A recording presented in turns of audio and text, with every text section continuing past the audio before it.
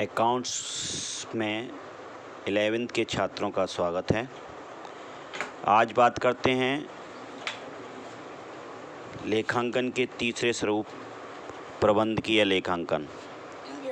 प्रबंधकीय लेखांकन वह लेखांकन है जिसके द्वारा प्रबंधकों को अपने कर्तव्यों का निर्वाह करने के लिए आवश्यक सूचनाएं प्राप्त होती हैं।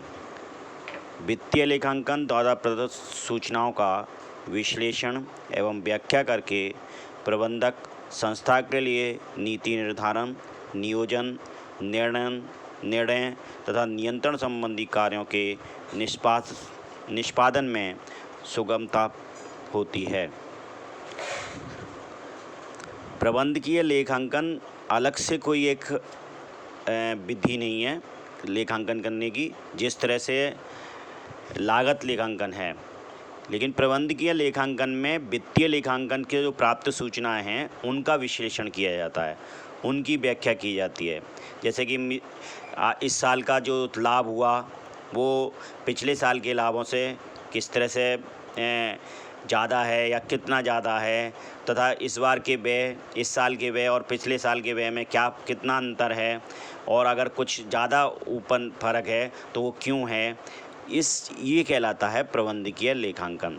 यानी कि वित्तीय लेखांकन की जो सूचनाएं हमें प्राप्त हुई हैं, जो से हमें प्राप्त हुए हैं, लाभ हानि ज्ञात प्राप्त हुई है, लेनदार प्राप्त हुए हैं, इस साल के देनदार कितने हैं, इस साल का हमें कितना लोन है हमारे ऊपर, इतना हमारे कितने दायित्व हैं, ये चीज़ पता लगती है। और उन आंकड़ों को विश्लेषण करना और उनकी व्याख्या करना ही प्रबंधकीय लेखांकन का कार्य है। एक थोड़े से इस आधार पर हम कह सकते हैं कि भविष्य से संबंधित पूर्वानुमान इसके द्वारा संभव है। भविष्य से संबंधित पूर्वानुमान इसके द्वारा संभव है। यानी कि इसके द्वारा हम भविष्य में के संबंध में पूर्वानुमान लगा सकते हैं, कर सकते हैं। इसके द्वारा संस्था की समस्या के कारण तथा उनके प्रभावों का अध्ययन कर सकते हैं। इसके द्वारा संस्था की समस्या, अगर संस्था की वो समस्याएं हैं, मान लीजिए खर्चे बढ़ रहे हैं या लाभ कम हो रहा है, हानि कम हो रही, ज़्यादा बढ़ती जा रही है, तो हम ये पता लगा सकते हैं कि ये ऐसा क्यों हो रहा है। तीसरी बात कह सकते हैं, प्रबंधकीय लेखा विधि केवल समंक आंकड़े जुटाती है। यानी कि प्रबंधकीय लेखा विधि क्या है, जो हमें सूचनाएं मिली हैं वित्तीय लेखांकन से, उन सूचनाओं के आधार पर आंकड़े जुटाना। आगे बात करते हैं, समंकों की व्याख्या के लिए कोई निश्चित नियम नहीं है। यहाँ जो हमारे पास जो आंकड़े हैं, जो हम आंकड़े जुटाते हैं, उसकी व्याख्या के लिए हमें कोई निश्चित नियम नहीं है, किंतु लेखपाल अपनी बुद्धि, तर्क शक्ति तथा प्रतिभा के प्रयोग से निष्कर्ष निकालता है। तो जो अपनी लेखपाल क्या है, अपनी बुद्धि और अपनी तर्क शक्ति के, ये पिछले साल कैसी स्थिति, अब इस साल क्या स्थिति है, ये, और इसके आधार पर वो निष्कर्ष निकालता है। और पिछले सालों में जो हमने तुलनात्मक अध्ययन किए हैं, उनका भी इसमें महत्वपूर्ण योगदान होता है। इससे प्राप्त आंकड़ों की व्याख्या द्वारा प्राप्त निष्कर्षों से संस्था के विभिन्न विभागों में समन्वय तथा कर्मचारी को अभिप्रेरित करने में सहायता मिलती है। तो इसके जो प्राप्त आंकड़े हैं, हमें पता लग सकता है, जो आंकड़ों से हमें व्याख्या करेंगे हम, तो उससे ये पता लगेगा कि विभिन्न विभाग, जैसे कि क्रय और विक्रय में समन्वय नहीं है, तो हम उसमें समन्वय स्थापित कर सकते हैं कि क्रय को पता है। इसी तरह कर्मचारियों और विभागों में समन्वय नहीं है, तो हम उनके बीच में समन्वय स्थापित कर सकते हैं और कर्मचारी को अभिप्रेरित कर सकते हैं, उसको प्रेरित कर सकते हैं। उसको अच्छी तरह से अभिप्रेरित करने का मतलब है, उसको आगे बढ़ने के लिए, आगे अच्छे काम करने के लिए उसको प्रेरित कर सकते हैं। उसको कुछ बोनस दे सकते हैं, उसकी किसी तरह से भी आगे बढ़ने के लिए मदद कर सकते हैं। अब बात आती है इसकी दोष या सीमाएं। तो अभी हम इसके जो कह सकते थे, ये अभी कुछ हमने जो लाभ समय पढ़े। अब बात करते हैं दोष या सीमाओं की। यह पद्धति वित्तीय तथा लागत लेखांकन के आंकड़ों पर आधारित होती है। तो सीधी बात है, पहले बात करते हैं इसके दोष या सीमाएं, यह पद्धति वित्तीयतर लागत लेखांकन के आंकड़ों पर आधारित होती है। यानी कि ये पद्धति पूरी तरह से वित्तीय और लागत लेखांकन के जो आंकड़े हैं उन पर आधारित होगी। अतः अलग से कुछ इसमें अपना लेखांकन का कार्य नहीं होता। पृथक विभाग का सृजन करने के कारण महंगी प्रणाली है ये, क्योंकि अलग इसके लिए अलग से एक विभाग बनाना पड़ेगा, उसमें कुछ कर्मचारी नियुक्त करने पड़ेंगे और बहुत से कार्य भी करने पड़ेंगे, जो इस प्रणाली को खर्चीला बनाती है। यह प्रणाली आंकड़ों के द्वारा केवल समस्या ही प्रस्तुत करती है, किंतु समाधान या सुझाव नहीं देती है।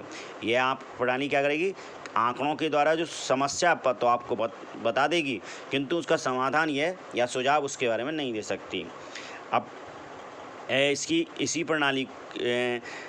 इस प्रणाली की उपयोगिता तभी संभव है जब इसके क्रियान्वयन में निरंतरता तथा समन्वय बना रहे। यानी कि प्रणाली तभी आगे फायदा देगी या उपयोगी साबित होगी जब हम इसे लगातार हर साल करते रहें। ऐसा नहीं कि एक साल करें और फिर 2-4 साल के लिए भूल जाएं।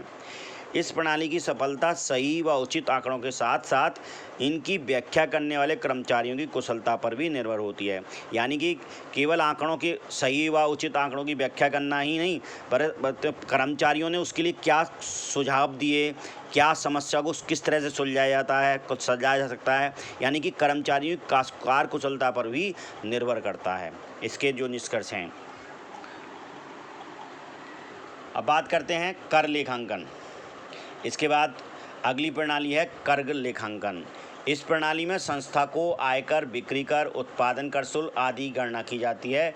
वित्तीय लेखांकन कर निर्धारण के लिए सदैव उपयुक्त नहीं होता, क्योंकि विभिन्न रियायतों, वैधानिक प्रावधानों आदि को ध्यान में रखकर ही कर की गणना करनी होती है, इसलिए इसकी आवश्यकता है।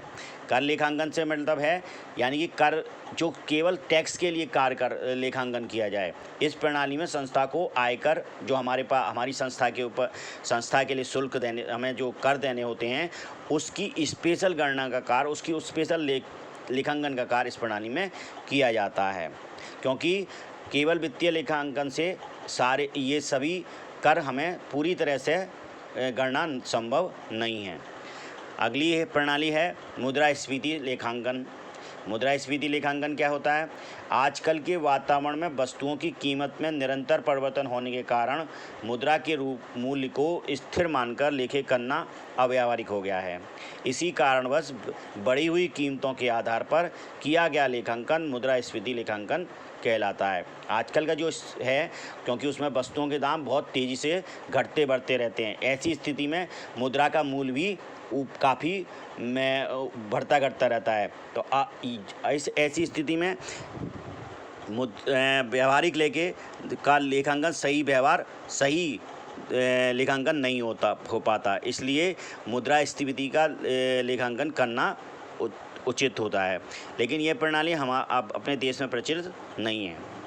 सरकारी लेखांकन केंद्रीय या राज्य सरकारों द्वारा, स्थानीय निकायों द्वारा किए जाने वाला लेखांकन सरकारी लेखांकन कहलाता है। इसमें संसद द्वारा बनाए गए लेखांकन सिद्धांतों का पालन तथा बजट व लेखों की व्याख्या होती है।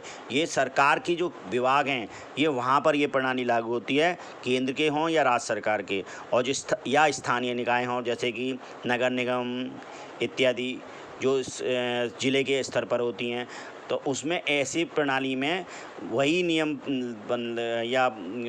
अपनाए जाएंगे जो संसद द्वारा लेखांकन के सिद्धांतों का पालन या बजट व अन्य लेखों की व्याख्या इसमें होती है। अगला है मानव संसाधन लेखांकन। मानव संसाधन लेखांकन से क्या तात्पर्य है? वर्तमान युग में व्यावसायिक उपक्रम की प्रगति, लाभदायकता तथा स्थिरता के लिए मानव संसाधन आवश्यक घटक है। अर्थात सस्ती एवं कुशल मजदूरों की प्राप्ति से हम व्यापार में तरक्की कर सकते हैं। अतः मानव संसाधन पहचानने, आंकड़ों का मापन करने एवं सूचनाओं का सही संप्रेषण इस प्रणाली द्वारा संभव है। ये अभी बिल्कुल नई प्रणाली है लेखांकन की, जो कि ज़्यादा प्रचलित नहीं हुई है, लेकिन एक बहुत अच्छी प्रणालियों में से, जिसमें हम वस्तु की सस्ती और कुशल मजदूरों की प्राप्ति करके वस्तु की लागत में कमी कर सकते हैं। ये हमें ये बताती है। एक लास्ट लेखांकन का प्रणाली है राष्ट्रीय आय या सामाजिक लेखांकन। इस विधि से सरकारें देश की अर्थव्यवस्था के विभिन्न क्षेत्रों में एक वर्ष में उत्पादित वस्तुओं तथा सेवाओं के कुल मूल्य तथा विभिन्न क्षेत्रों में साधनों की आय वितरण तथा अंतिम व्यय का सांख्यिकी विवरण ज्ञात करना होता है। ये विधि भी सरकारें अपनाती हैं देश की अर्थव्यवस्था के विभिन्न क्षेत्रों में।